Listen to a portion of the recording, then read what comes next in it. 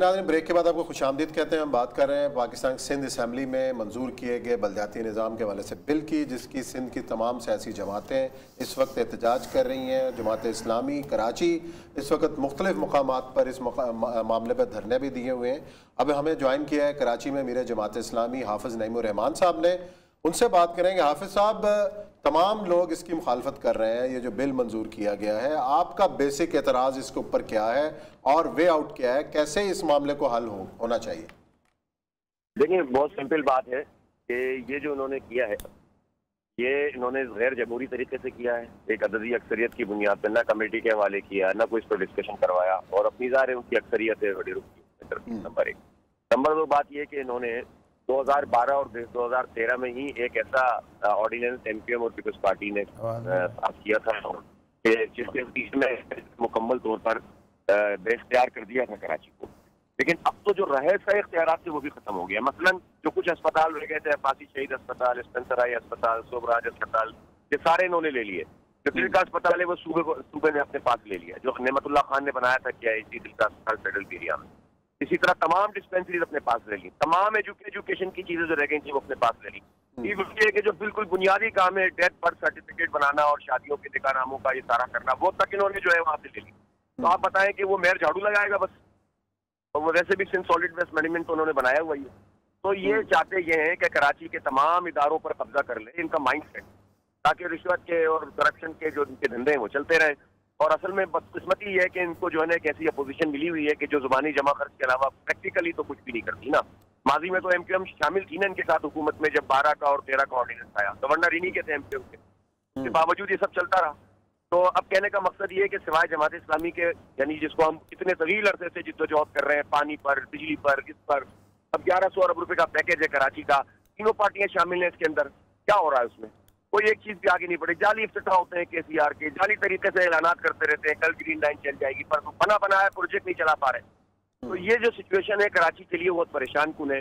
और फिर कोई इख्तियार नहीं होगा तो उस बल्दिया, हमने कहा था, इन्होंने तजावीज मांगी, हमने तजवीज दी थी कि 2001 में जो इख्तियारात थे वो सारे वापिस करें। हमने तजवीज दी थी कि civil defence, MDA, KDA, LDA, master plan, KBCA, ये सारे कराची को वापस मिलने चाहिए, टैक्स मिलने चाहिए इनको सारे, और क्राइम में इनको पूरा हिस्सा मिलना चाहिए, मोटर व्हीकल टैक्स इनके पास होना चाहिए, तो फिर बल्दिया कुछ कर पाएगी। अब आपने सारी चीजें अपने कब्जे में कर ली हैं और सिर्फ इलेक्शन कमीशन के प्रेशर के साथ इंतखाब करा दीजिए, तो ये लूला लंगड़ा कराची क्या करेगा? इसलिए हम जिद्दोजहद कर रहे हैं और हम ये चाहते हैं कि ये रिवाइज करें। और जाहिर है हम कोर्ट में भी जा रहे हैं, हमने लीगल नोटिस दिया है मुराद अली शाह को कल, और अब हम जो है वो कोर्ट में जा रहे हैं। लेकिन अब हम ये चाहते हैं कि ये मसला जो है वो रिजॉल्व हो और ये माइंड सेट तब्दील करे पीपल्स पार्टी। अच्छा हाफिज़ साहब, बहुत सारी सियासी जमातें, बाकी जो दीगर सियासी जमातें वो भी इसकी मुखालफत कर रही हैं। अभी मुस्तफ़ा कमाल साहब से हम गुफ्तगू कर रहे थे, एग्जैक्टली वही बातें जो आप कर रहे हैं वो भी ये कर रहे हैं। तो ये मुश्तरकात जो हैं, इसके ऊपर इत्तेहाद क्यों नहीं हो सकता, मिल के क्यों नहीं चला जा सकता? ये अगर मसला तो आपका नहीं है ना, ये तो पूरे कराची का मसला है, तो सारी जमातें मिलकर कोर्ट क्यों नहीं जा रही? एक्चुअली मसला ये है कि इन जमातों से मिलकर क्या करेंगे जो खुद रिस्पॉन्सिबल है। इतने अरसे से इन्हीं की हुकूमतें हैं ना। मुझे बताएं, एमक्यूएम तो 35 साल कराची में रही है ना। अब इसमें कौन सी चीज ऐसी रह गई है कि जिसमें आप इनके, अब फिर दूसरी बात है कि इनका अपना इख्तियार नहीं होता है, खून आता है अपनी रैली मुलतवी कर देते हैं। और चाहे जाहिर है कि अनफॉर्चुनेटली पार्टियों का यही रवैया है, चाहे पीटीआई हो चाहे एमक्यूएम हो। तो अब आप बताएं ना कि इनके साथ आप मिलेंगे तो आप अपने आप को भी कंफ्यूज कर देंगे। अगर लोगों में कोई एतबार है तो होने लगे, तो आप इन लोगों के साथ मिलकर अपनी सारी के किराए पे पानी कर दें। इसलिए मैं ये लोग भी करें, जेन्युइन एहतजाज करें। अब तक तो इनको पता नहीं क्या कर देना चाहिए था, इनकी पास इतना बड़ा मैंडेट है के पास, लेकिन ये कैसे करेंगे? क्या ये खुद क्या कर रही है पंजाब में? वो उनका अपना एक्ट जो है वो नहीं बन पा रहा। उन्होंने वहाँ केपी में इलेक्शन नहीं करा रहे थे, तो इलेक्शन कमीशन ने जबरदस्ती करवाया है। पंजाब में इन्होंने मुअत्तल कर दिया था, खत्म कर दिया था।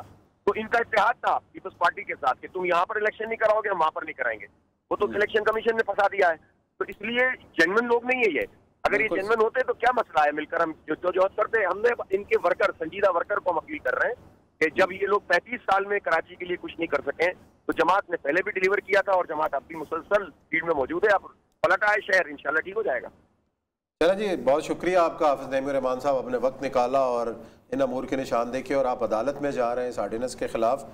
और ये सब बात वही है कि मतलब कि ये सिर्फ पीपल्स पार्टी को इल्जाम ना दें आप, जब मुस्लिम लीग नून इक़्तिदार में आती है, खुद पीटीआई इक़्तिदार में आती है, बल्दियाती सिस्टम के ऊपर हमलावर होते हैं। देखें, हर चीज छीन ली जाए। इसमें दो थ्योरीज हैं बड़ी। जनरल मुशर्रफ का जो बल्दियाती निजाम था अब तक, आमर जो है वो हमेशा, देखें यहाँ आमर बल्दियाती निज़ाम देता है या अंग्रेज देता रहा, उसके ऊपर एक बहुत बड़ी ज़बरदस्त किस्म की थ्योरी है, और वो थ्योरी ये है कि बल्दियाती निज़ाम देने को हर कोई तैयार होता है, लेकिन मुल्क के सियासी फैसलों का इख्तियार देने को कोई तैयार नहीं होता है। वो कहते ये हैं कि तुम ग्रास रूट लेवल पर रहो, तुम शाहदौला के चूहे हो, तुम नालियाँ बनाओ, तुम जनाब ड्रेनेज बनाओ, तुम पानी सप्लाई करो, तुम एजुकेशन करो, ये। लेकिन बर्मा से लड़ाई करनी ये हम बताएंगे, ठीक, एटम बम बनाना ये हम बताएंगे, इंडिया से तल्लुकात हम बताएंगे, कर्जा लेना हम बताएंगे, ये हमारा, ये वर्ल्ड अफेयर तुम नहीं जानते हो। ये हुआ ये है कि अब हम तो किसी काबिल नहीं रह गए, हमने जो ऊपर बिठाए हैं उनके पास फॉरेन पॉलिसी कोई नहीं, वो कोई और बताता है, उनके पास माशी पॉलिसी कोई नहीं। आप लिस्ट उठाएं 2 ओहदों की, एक वजीर खारजा की और एक वजीर खजाना की, सही, ठीक, और तीसरा वजीर दफा भी साथ लगा लें। ये 3 आप देख लें, नॉन पॉलिटिकल या अपोलिटिकल लोग होंगे। मेन स्ट्रीम पॉलिटिशियन जो है उन जगहों पे बहुत कम रहा होगा, अगर रहा भी रहा होगा तो मस्कीन सा कोई ऐसा आदमी जिसको दबकू के, या प्राइम मिनिस्टर के पास ओहदा उतरा है, तो जनरल अपना मलिक गुलाम मोहम्मद से लेके नीचे तक सारे, शुएब वजीर खजाना आ रहा है तो फलाना वजीर, तो वहां वो भी काम नहीं हो रहा। यहां वो कहते हैं चलो हमें वो तो करने नहीं देते, तो MNA MPA कहते हैं तो नालियां तो मैं बनाऊं, फिर वो कहता है स्कूल के अपना अफ्ताह तो मैं करूं, ये जो टोल टैक्स तो मैं इकट्ठा करूं। वो ऐसी खिचड़ी बंदर बांट बची हुई है कि खत्म हो। जो मुसवक माल कह रहा था, इंसान ने सबसे पहले बनाई सिटी स्टेट्स, जो इस्लाम का बेसिक तस्वर जो है ना, वो एक बहुत बड़ी एम्पायर का नहीं है, सिटी स्टेट्स का तस्वर है। इतनी इंडिपेंडेंट थे इस्लाम के जो छोटे छोटे यूनिट्स थे कि उसके अंदर जो मूसल का हाकम, बसरा का हाकम, मदीना का हाकम, they were not accountable to Umar ibn Khattab, they were accountable to Allah सुब्हानहू व तआला। और काजी को मुकर्रर किया होता था कि ये फैसला गलत करे तुम ऐसी की तैसी कर दो इसकी। शिकायत के मामले में कभी बैल बचती थी, वरना मुकम्मल कभी किसी ने सुना कि मिस्र के अंदर उमर ने, अबू बकर ने, उस्मान ने जाके कोई मुदाखलत की हो किसी तौर, अपने तौर पर वो रेवेन्यू जनरेट करते थे, अपने तौर पर सब कुछ करते थे। यूनान में सिटी स्टेट इसकी आइडियल 3 मिसाल है कि छोटी छोटी स्टेट्स होती थी और पूरे का पूरा शहर जो था वो असेंबली का रुकन होता था। सुकरात को जिस जूरी ने फांसी दी है वो पूरा शहर था, वो यही तो कहता था ये क्राउड कभी अदालत बन सकती है, क्यों तुम और वो उसने जमहूरियत के खिलाफ जो सुकरात ने पर लिख दिया है ना, फिर शायद किसी और ने लिखा। असल मसला ये है कि पाकिस्तान के अंदर जिस वक्त फौज आती है, क्योंकि अपना वो काम तो कर रही होती है कि हमने असला कहाँ से खरीदना है, हमने बैन अवी मुआहदात क्या करने हैं, हमने अमेरिका के साथ रहना है या चीन के साथ रहना है, हमने सऊदीज़ के साथ रहना है या ईरान के साथ रहना है, हमने महाजरीन के साथ क्या करना है, हमने रूस का कितना साथ, वो तो कर रहे होते हैं। अब वो उनको कोई लालच नहीं होता छोटी छोटी चीज़ों का, उनको नहीं, उनको कोई नहीं कहते अच्छा लोकल बॉडीज़ बनाओ। फिर होता यह है कि लोकल बॉडीज़ वाले जितने होते हैं वो फौजियों के बड़े ज़बरदस्त किस्म के टॉर्च बेरर हो जाते हैं। आपको पता है कि दानियाल अजीज ने एक जमाने में पूरे एनजीओ इकट्ठा किया था काउंसलर्स को कि हम निकलेंगे, हम ये करेंगे, जो बल्दियात निजाम खत्म हो रहा है। हालत यह है कि इनको रास आते हैं मेरे जैसा डिप्टी कमिश्नर ब्यूरोक्रेट जो कहता है जनाब बिल्कुल ठीक है, क्योंकि उसको पता होता है कि चीफ मिनिस्टर ने यूं कान से पकड़ना निकाल देना, उनको मेयर पसंद नहीं होता। इसीलिए ये जो बिल आते हैं रोज रोज, कोई कानून इतना नहीं बदला गया जितना ये लोकल बॉडीज का कानून बदला गया, और इस लोगों की सत्यानाश हो गया।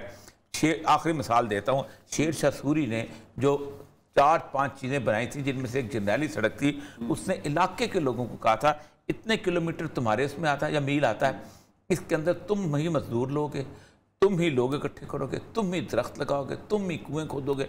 और आपको पता है 4 साल के अरसे के अंदर कहाँ से लेके, कलकत्ता से लेके पेशावर तक रोड खुल गई थी, कलकत्ता से पेशावर तक डाक का सिस्टम बन गया था, कलकत्ता से पेशावर तक ज़मीनों की जो परगने जो थे उनकी पैमाइश हो गई थी, सिर्फ लोकल बॉडी सिस्टम।